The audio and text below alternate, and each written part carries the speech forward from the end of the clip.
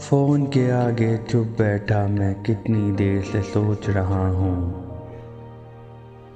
ابھی وہ تھک کر سویا ہوگا، اسے جگانا ٹھیک نہیں۔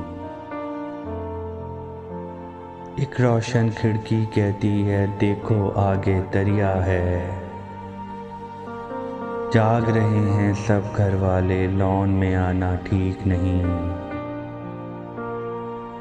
اس کے سپنے ٹوٹ گئے تو تم کو کیا نیند آئے گی؟ گڑیا جیسی لڑکی کو آس دلانا ٹھیک نہیں۔ جتنا سفر گزرا ہے اب تک، اب اس کی تکمیل کرو۔ تم اپنے گھر میں، اپنے گھر آگے جانا ٹھیک نہیں۔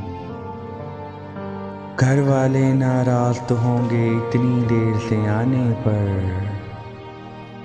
چاند کے ساتھ سفر میں تھے تم، یہ تو بہانہ ٹھیک نہیں۔